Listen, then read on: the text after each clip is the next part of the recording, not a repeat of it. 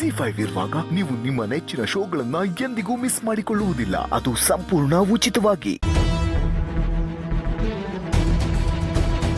Hello, ಎಲ್ಲಿದ್ದೀರಾ ನೀವು?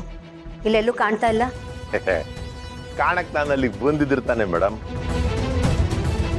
ನನ್ನ ಮನೆಯಲ್ಲೇ ಬಿಟ್ಟು ಹೋಗಿದ್ದಾರೆ. ಓಹೋ, ಯಾಕೆ? ಇಂಥ ಶುಭ ಕಾರ್ಯಗಳಲ್ಲಿ ನೀವು ಇರಬಾರ್ದು ಅಂತನಾ? ಅಲ್ಲ, ಆ ಮನೆಯವರು ನಿಮ್ಮನ್ನ ಅಷ್ಟೊಂದು ನೆಗ್ಲೆಕ್ಟ್ ಮಾಡ್ತಿದ್ದಾರೆ.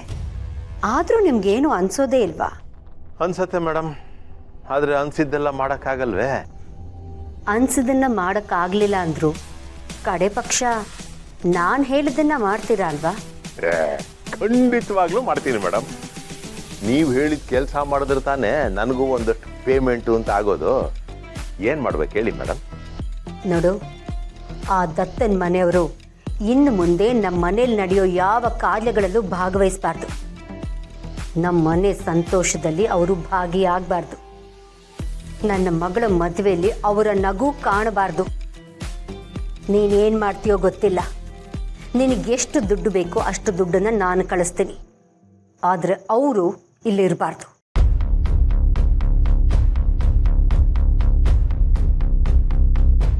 ಅವ್ರು ಇರಬಾರ್ದಾ? ಏನು ಮಾಡ್ಬೋದು ನಾನು? ಹಾಂ,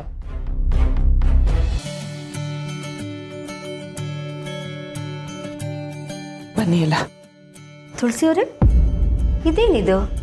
ನೀವು ಪೂಜೆ ತಟ್ಟೆ ಎತ್ಕೊಂಡಿದ್ದೀರಾ?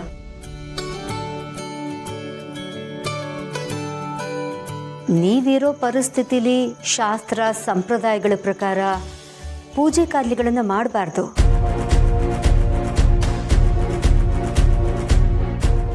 ಪೂಜೆ ಮಾಡಬೇಕೋ ಬಿಡಬೇಕೋ ಅದು ನಮಗೆ ಗೊತ್ತಿಲ್ಲ. ಒಂದು ವೇಳೆ ಸಂಪ್ರದಾಯ ಹಾಗೇ ಇರೋದಾದರೆ ಈ ಪೂಜೆನಲ್ಲಿ ಅದಕ್ಕೆ ಭಾಗವಹಿಸೋದ್ರಲ್ಲಿ ಏನೂ ತಪ್ಪಿಲ್ಲ. ಅದಕ್ಕೆ ಬನ್ನಿ ನೀವು.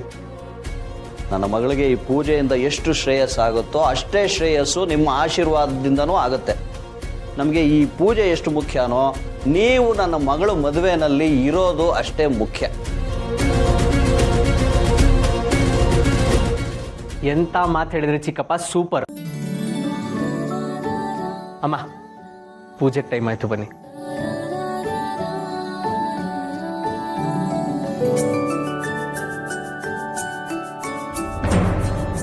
ನೀನು ಅಂದ್ಕೊಂಡಿದ್ದೆ ಒಂದು, ವಿಧಿ ಆಡ್ತಿರೋ ಆಟನೇ ಇನ್ನೊಂದು.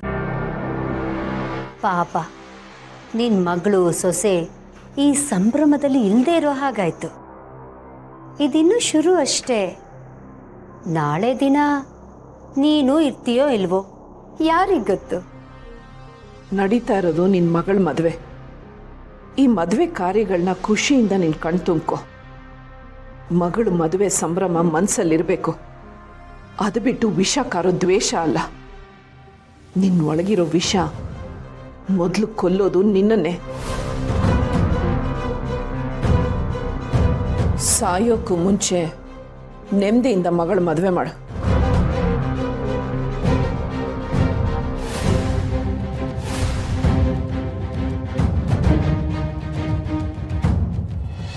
ಜಿ5 ಆಪ್ ಡೌನ್ಲೋಡ್ ಮಾಡಿ ಎಲ್ಲಾ ಸಂಚಿಕೆಗಳನ್ನು ಸಂಪೂರ್ಣ ಉಚಿತವಾಗಿ ನೋಡಿ.